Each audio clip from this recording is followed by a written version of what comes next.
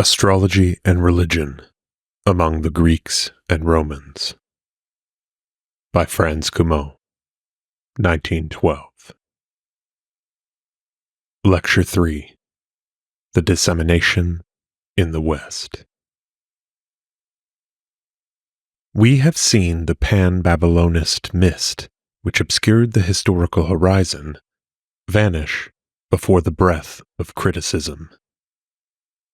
It is not the fact that thousands of years before our era, the Chaldeans constructed a learned and profound cosmology, which established its authority over all surrounding people. But their share in the intellectual and religious development of antiquity remains nonetheless most considerable. They are the creators of chronology and astronomy. They contrived to enlarge their theology progressively in order to keep it in harmony with their new conception of the world, and their astrology was regarded as the method of divination par excellence. Their conquests in the realm of science won such prestige for their beliefs that they spread from the far east to the far west, and even now their sway has not been wholly overthrown. In mysterious ways, they penetrated as far as India, China, and Indochina, where divination by means of the stars is still practiced at the present day, and reached perhaps even the primitive centers of American civilization. In the opposite direction, they spread to Syria, to Egypt, and over the whole Roman world, where their influence was to prevail up to the fall of paganism, and lasted through the Middle Ages up to the dawn of modern times. It is this dissemination throughout the West that we shall rapidly describe in this lecture. The exchange of religious ideas between the two rival empires of the valleys of the Euphrates and the Nile undoubtedly goes back, like their political relations, to a very remote antiquity. In the 15th century before our era, at the moment when, as the Tel el Amarna tablets show, Babylonian was the diplomatic language of the whole East, and Egypt extended its empire or its suzerainty over the principalities of Canaan and Syria, we find Amenophis IV ordaining the exclusive worship of the sun as Lord of heaven and earth, protector of his person and of his subjects of every nationality. It is possible that this theological pharaoh was led by the influence of Semitic star worship to impose his attempt at reform upon the Egyptian clergy. Many other proofs might be advanced to show that the beliefs and even the cults of the Syrians found their way into the state of the pharaohs. But the religious ideas with which we are particularly concerned here were late in being introduced. Astrology was unknown in ancient Egypt. It was not until the Persian period, about the 6th century, that it began to be cultivated there.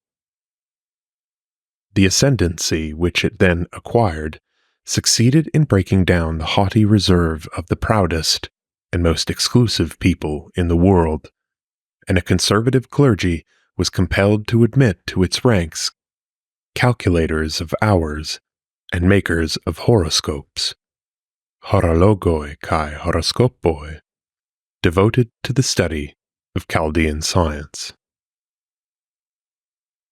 The history of this dissemination confirms what we have said both about the late date of this religious development in Babylonia and about the irresistible prestige which the brilliant discoveries of astronomy conferred upon it from the Assyrian period onwards. This foreign religion was gradually naturalized in Egypt.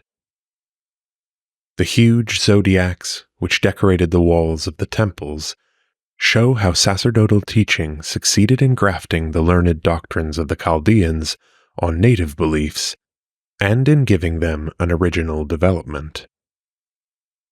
National pride even ended by convincing itself that All this religious erudition was purely indigenous.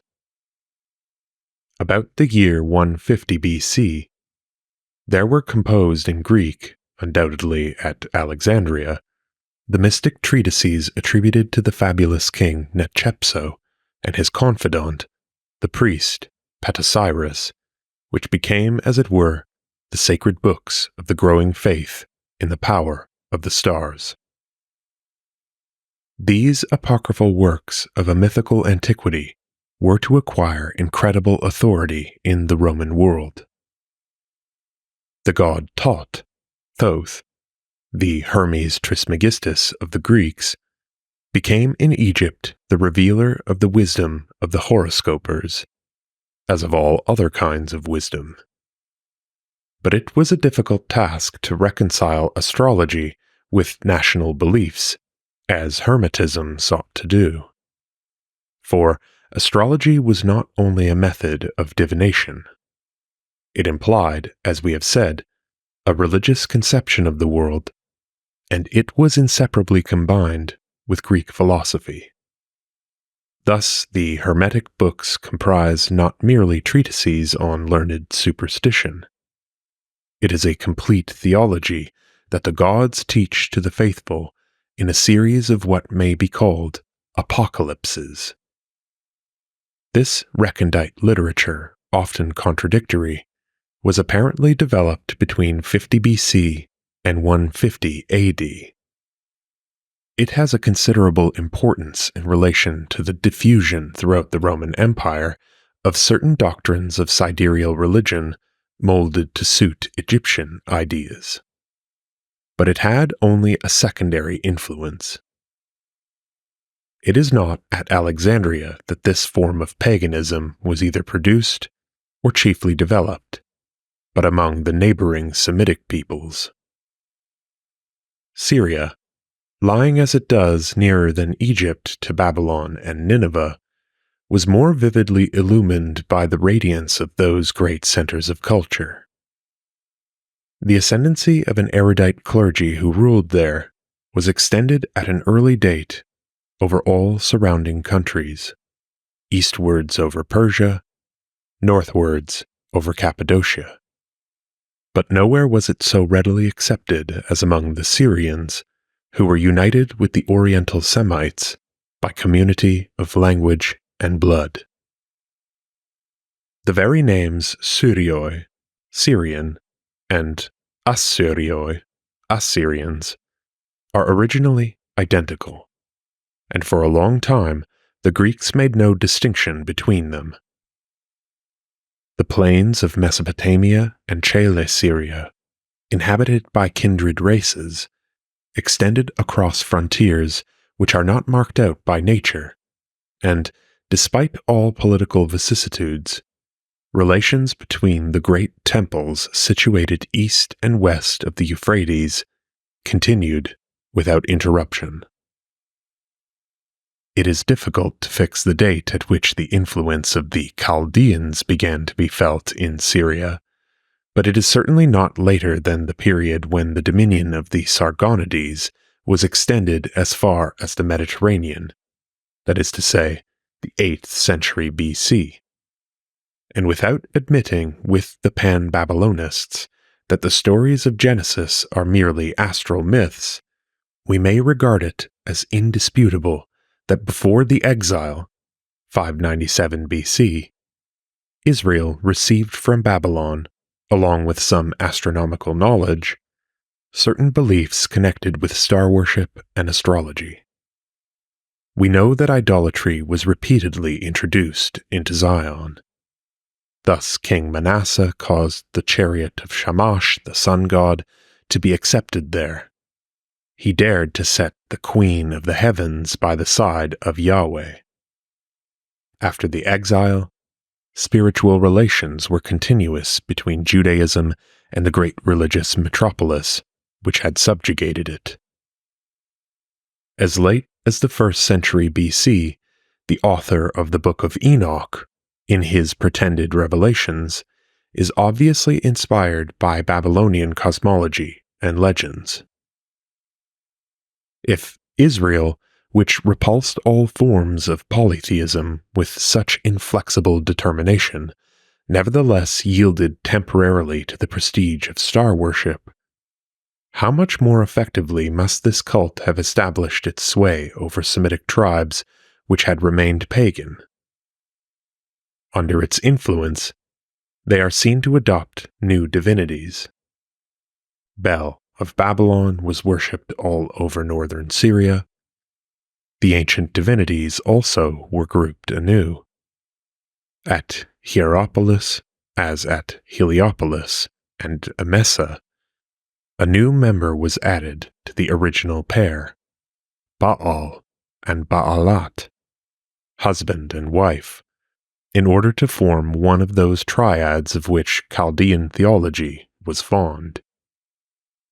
But this theology profoundly modified, above all, the conception of the higher powers reverenced by these pastoral or agricultural tribes. Side by side with their proper nature, it gave to these gods a second personality, which became none the less prominent because it was borrowed, and sidereal myths came to be interlined, as it were, with agrarian myths, and soon obliterated them. From being lords of a clan and a narrow district, the Baals were promoted to the dignity of universal gods. The old spirit of storm and thunder, Baal Shamin, who dwelt in the sky, becomes the Most High, Hypsistos, the eternal regulator of cosmic movements.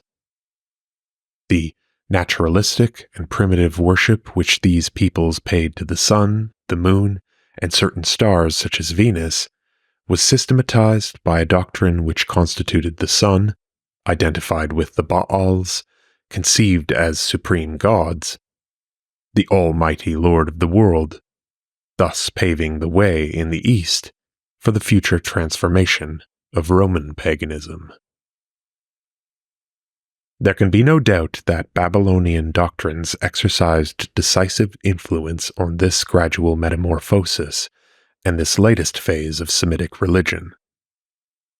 The Seleucid princes of Antioch showed as great deference to the science of the Babylonian clergy as the Persian Achaemenids had done before them.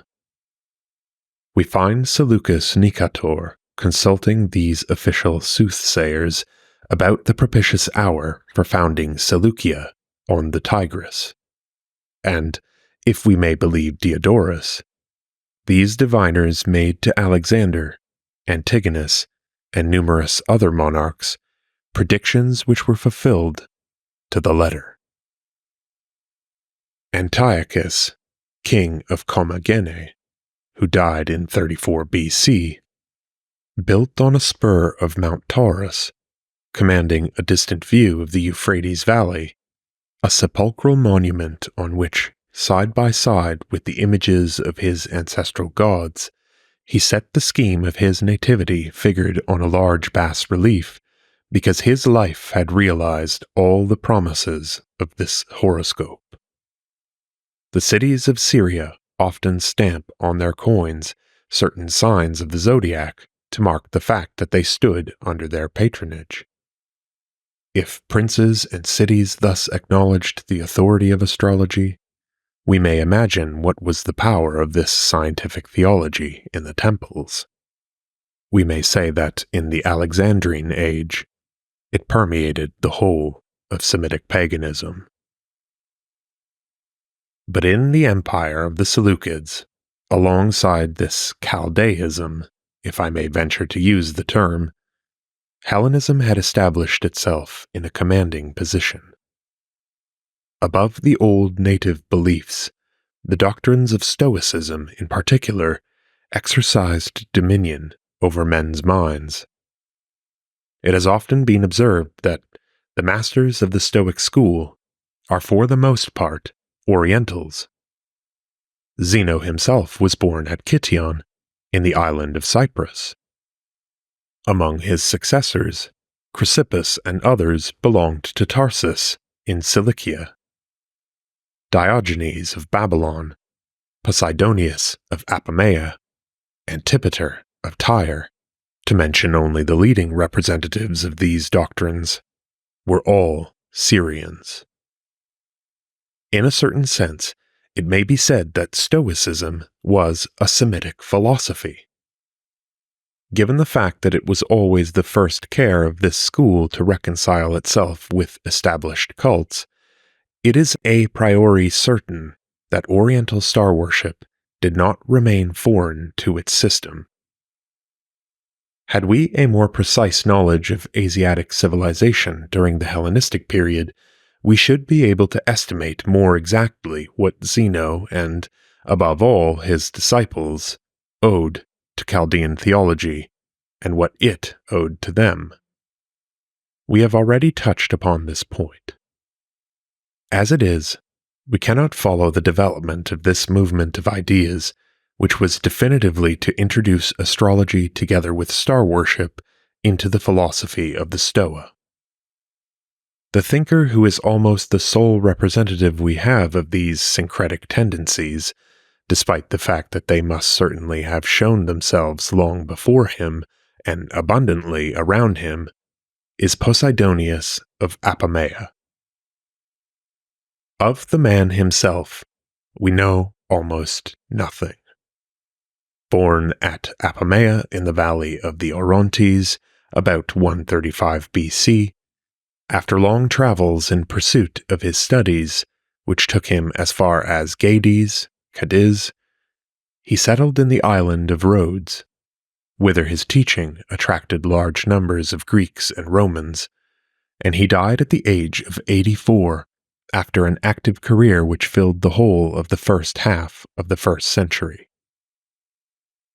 Was he a pure Syrian like Porphyry and Iamblichus in later times, or a descendant of the Macedonian conquerors? Was his mother tongue Greek or Aramaic?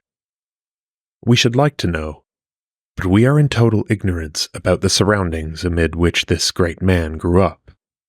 We know nothing of his society, nothing even of his education, except that he was the pupil of the Stoic Panaetius. But it is clear that this master, who in his time exercised a real intellectual sovereignty, owed it above all to the extent of his knowledge and the largeness of his comprehension. A native of the very heart of Syria, but naturalized as a Rhodian, Posidonius represented in all its fullness the alliance of Semitic tradition with Greek thought. He was the great intermediary and mediator not only between Romans and Hellenes, but between East and West. Brought up on Plato and Aristotle, he was equally versed in Asiatic astrology and demonology. If he is Greek in the constructive power of his speculative genius, in the harmonious flow of his copious and highly colored style, his genius remained Oriental in the singular combination of the most exact science with a fervent mysticism. More of a theologian than a philosopher, in mind more learned than critical, he made all human knowledge conspire to the building up of a great system, the coping of which was enthusiastic adoration of the God who permeated the universal organism. In this vast syncretism, all superstitions, popular or sacerdotal, soothsaying, divination, magic, find their place and their justification. But above all, it was due to him that astrology entered into a coherent explanation of the world, accessible to the most enlightened intellects, and that it was solidly based on a general theory of nature, from which it was to remain henceforth inseparable. The almost total loss of the works of Posidonius prevents us from appreciating, save in an imperfect manner, the persuasive force of his teaching. But the echo of his words resounded far through the Roman dominion, where his authority balanced that of Epicurus. In his school at Rhodes, he had long been the master of the masters of the world. Pompey listened to him, Cicero attended his lectures, and his influence on the development of later theology was immense in several directions. His pupil, Cicero, has frequent reminiscences of his teaching and translates his ideas into Latin. The symbolism of Philo the Jew is often inspired by his picturesque eloquence. Still later, his ideas pass into and spread throughout the Stoic school. We see them, for instance, in the works of Seneca, and they are echoed in the treatises of the astrologers of the imperial age. The most striking of the literary productions which he inspired is the Astronomics of the so-called Manilius, a writer of whom we know absolutely nothing, not even his name, which is corrupt in the manuscripts, but who was, in his own way, a genuine poet. A work of remarkable inspiration, where the brilliance of the descriptions bloom in the wilderness of a dry mathematic, where a passionate enthusiasm for the marvels of science makes us forget that this science is false, where lofty intellectual ambitions and an unbounded confidence in the power of reason are combined with a blind and puerile credulity which accepts all predictions derived from the stars. This work reveals to us better than any other the grandeur of such a system of the world as that conceived by Posidonius, and the attraction which was exercised by this learned cosmology, sustained by a mystic faith in astrology, the revealer of the future. The poem is dedicated to Tiberius, who perhaps suggested its composition, and some have proposed to see in it, quote, the expression of the official religion of the age. Obviously, the first Caesars, even more than the old republican aristocracy, among whom Posidonius counted so many disciples, would be inclined to adopt the ideas of one who broke with the old national particularism in order to include the worship of all races into one vast synthesis, and appeared to give to the united empire the formula of the theology of the future. Characteristically enough, Augustus as well as Tiberius had already been converted to astrology, and we shall see how the later princes granted an official protection to sidereal religion. With the same movement of ideas, which was initiated or represented by Posidonius, was connected the revival of a strange sect, that of the Neo-Pythagoreans, which reappeared in the East during the first half of the 1st century before our era. Although by its ideal of religious life it professed to connect itself with the old Pythagorean mysticism, its doctrine owes more to the theories developed by Posidonius, especially in his commentary on the Timaeus, and it borrowed much either through the medium of the great Syrian or even directly from Oriental religions. A marked dualism which contrasts the soul with the body, and as a consequence, a moral asceticism, a doctrine of the eternity of the universe, and of the influence of the stars on the constant changes of the sublunary world, a belief in airy demons who defile and torment mankind, but above all, and this is the central point and the core of its dogmatic system, a symbolism of numbers, to which is attributed an active force and a mystic power. All these essential features indicate a singularly close connection between Neo-Pythagoreanism and Chaldean theology. It is characteristic that the man who first revived at Rome the old South Italian philosophy, Nigidius Figulus, the friend of Cicero, displays a curious interest in magic and in occult lore, and an ardent devotion to astrology, and that he was the first to expound in Latin the significance of the barbaric sphere, that is to say, a series of constellations not recognized by the Greek astronomers, but adopted in Oriental uranography. But these groups of cultured theosophists addressed themselves only to limited circles of intellectuals. In a general way, the new sidereal religion was from the first welcomed by the upper classes. It was cultivated by the aristocracy, both of blood and of intellect. If it had continued to be preached only by polytheistic theorists, it would have remained, as in Greece, the exclusive preserve of a few speculative minds. Even the inspiration of a semi-official poet like Manilius would hardly have won for it the favor of the imperial court, and yet it achieved a widespread popularity.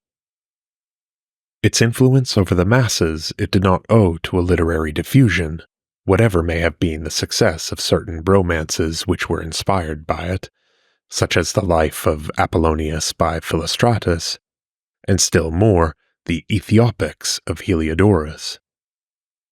It had, in its service, other missionaries, whose active propagandism spread it through the mixed populace of the towns, as well as among the hosts of slaves who tilled the country estates. These popular propagandists were the clergy and the devotees of Oriental cults. Towards the commencement of our era, when the peace and unity of the ancient world was assured by the foundation of the empire, began the development of this great religious movement, which little by little was to orientalize Roman paganism. The gods of the nations of the Levant imposed themselves, one after another, on the west. Cybele and Attis were transported from Phrygia. Isis and Serapis traveled thither from Alexandria. Merchants, soldiers, and slaves brought the Baals of Syria and Mithra, an immigrant from the heart of Persia. We have attempted in another volume to show in what respects each of these foreign cults enriched the creeds of Rome. The point which I desire to emphasize here is that all of them, no matter what their origin, were influenced in different degrees by astrology and star worship.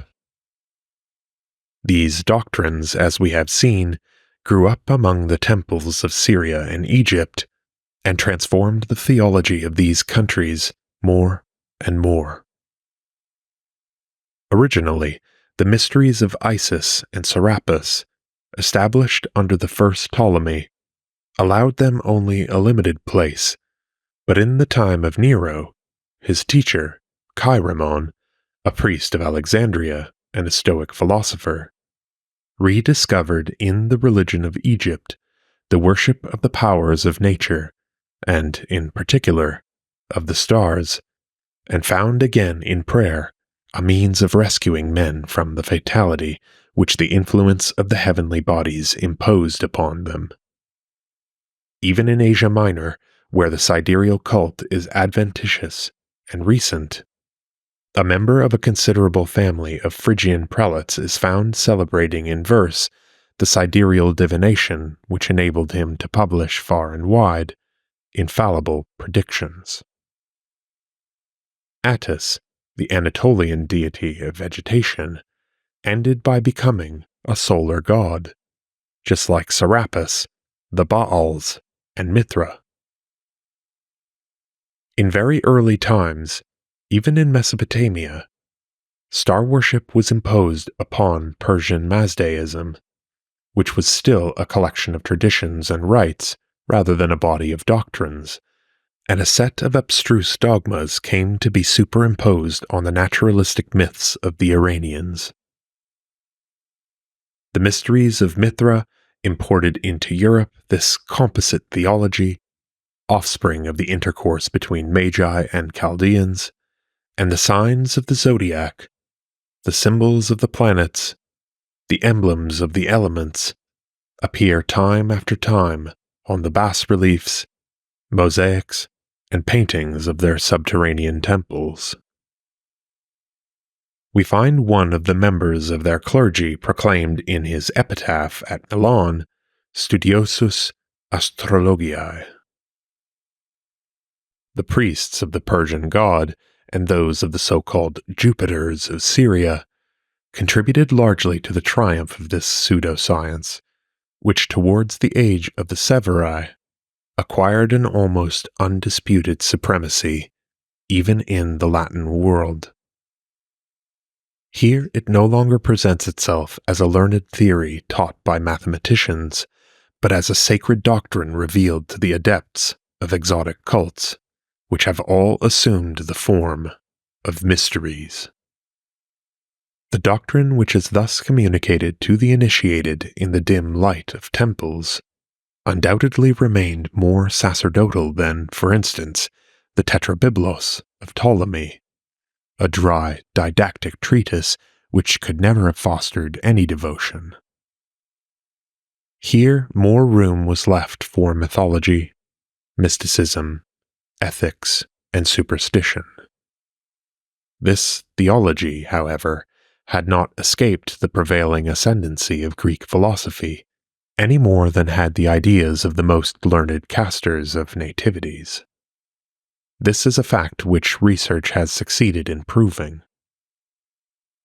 In reality, these mysteries, which profess to be the depositaries of an ancient tradition imported from the Far East, constantly modified their teaching in order to adapt it to altered times and environments.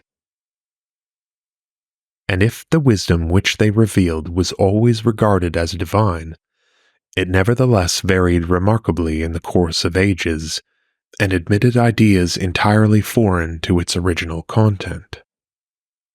This was a necessary consequence of the close union of learning and belief, which, as we have said, characterizes Oriental religions. They were always the expression of a given conception of the world, which determined the relations of heaven and earth and the duties of the faithful towards the gods. Hence they were bound to change in conformity with the evolution of physical or metaphysical ideas. If Greek thought could receive certain impulses or suggestions from the temples of Syria and Egypt, it invaded them in turn as a conqueror, and Stoicism in particular certainly gave to them more than it received from them.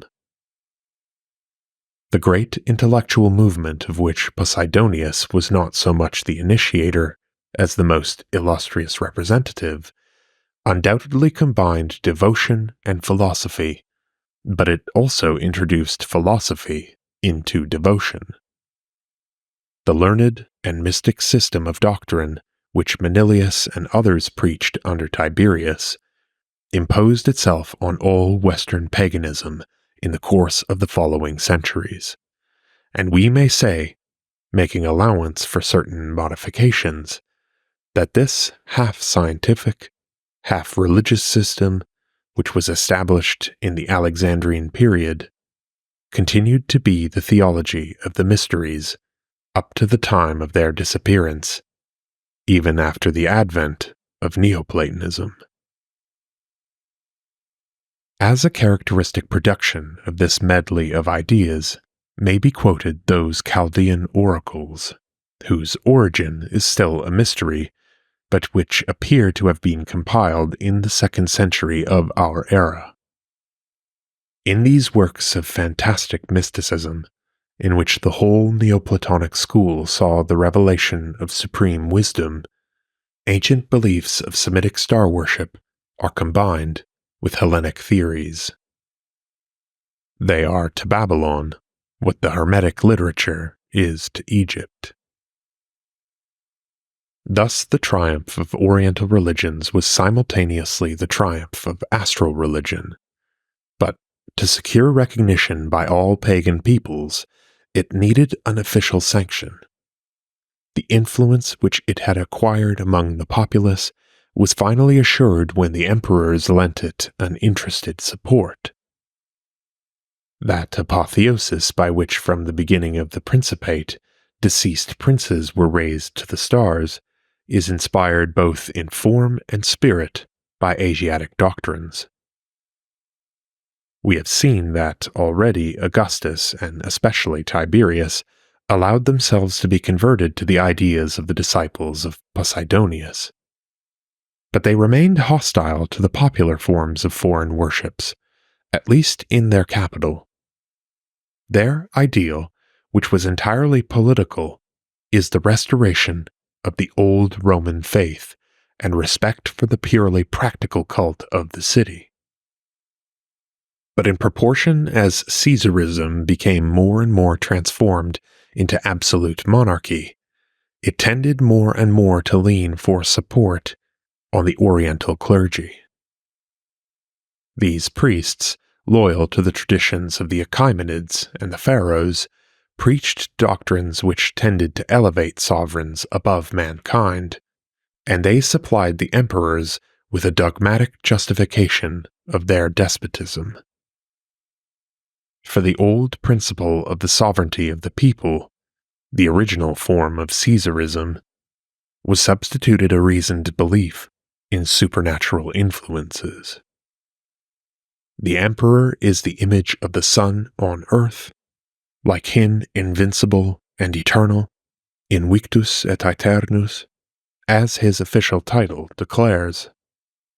Already in the eyes of the Babylonians, the sun was a royal planet, and it is he that in Rome continues to give to his chosen ones the virtues of sovereignty, and destines them for the throne from the time of their appearance on earth. He remains in close communion with them. He is their companion, comes, and their congener, for they are united by community of nature. It may be said that they are consubstantial, and in the 3rd century the monarch was worshipped as God and Master by right of birth, Deus et Dominus natus, who had descended from heaven by grace of the Son, and by his grace will reascend thither again after death.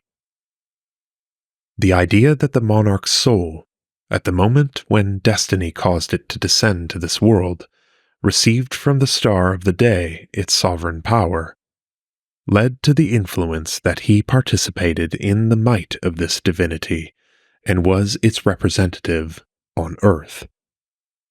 Thus it is noticeable that the princes who proclaimed most loudly their autocratic pretensions, a Domitian or a Commodus, were also those who most openly favored Oriental cults.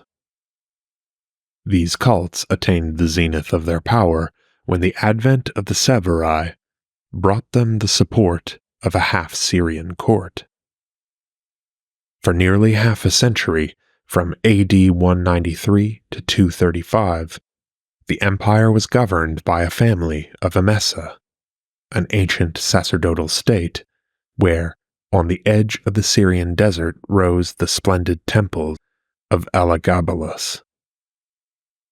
Intelligent and ambitious princesses, Julia Domna, Sochaimias, Maisa, and Mamaia, whose intellectual ascendancy was so considerable, became missionaries of their national religion. Officials of all ranks, senators and officers, rivaled each other in devotion to the gods who protected their sovereigns, and were protected by them.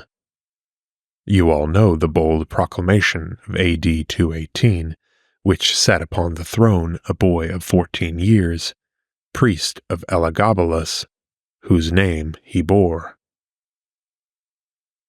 The Greeks named him Heliogabalus in order to recall the solar character of this god.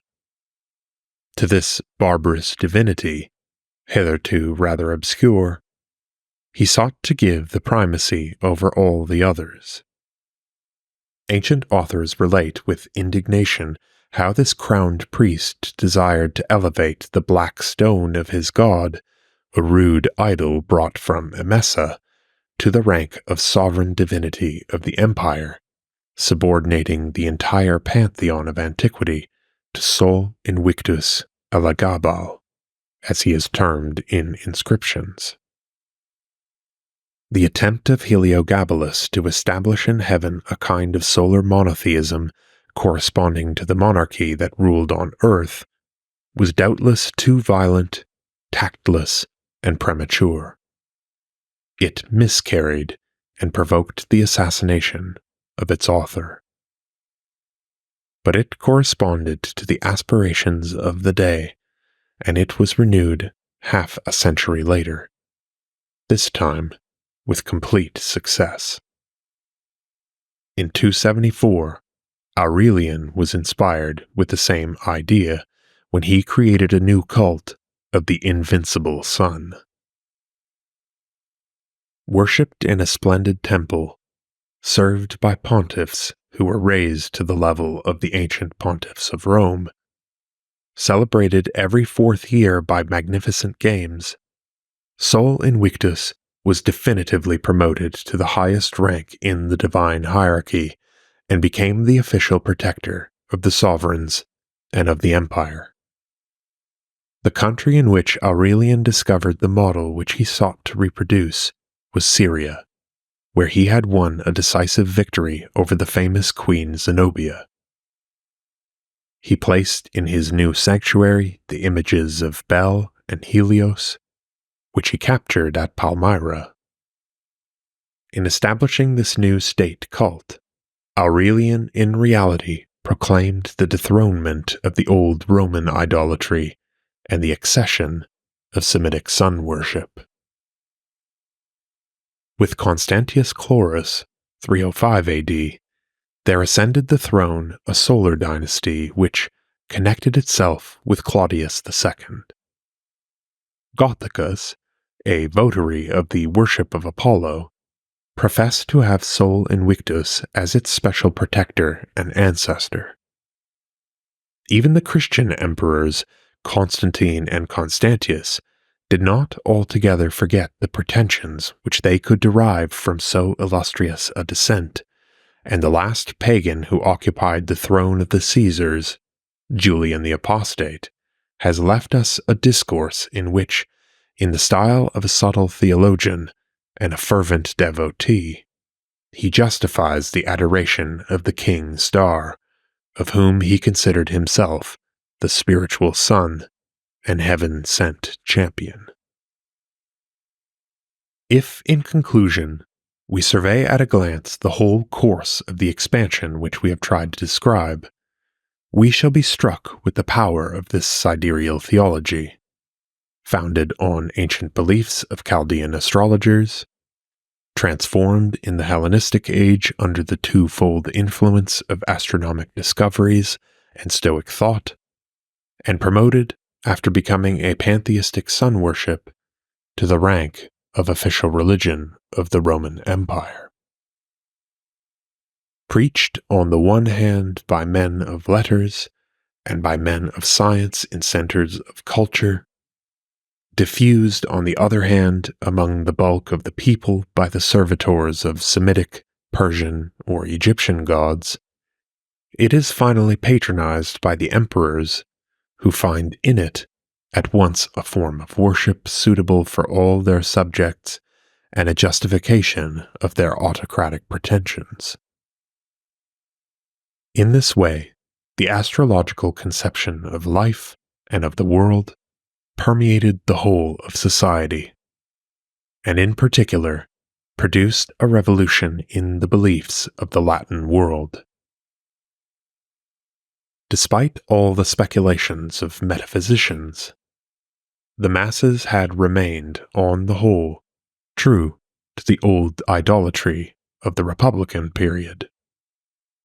Oriental theology led to the prevalence of a more lofty idea of God. In the declining days of antiquity, the common creed of all pagans came to be a scientific pantheism, in which the infinite power of the divinity that pervaded the universe was revealed by all the elements of nature. In the following lectures, we shall have to examine more closely this conception of the world, the theology which was bound up with it, and the moral and eschatological ideas which were derived from it. End of Lecture 3. The Dissemination in the West. From Astrology and Religion Among the Greeks and Romans, by Franz Cumont. Read by Dan Attrell. If you would like to support more work such as this, please visit patreon.com/themodernhermeticist. And above all, thank you for listening.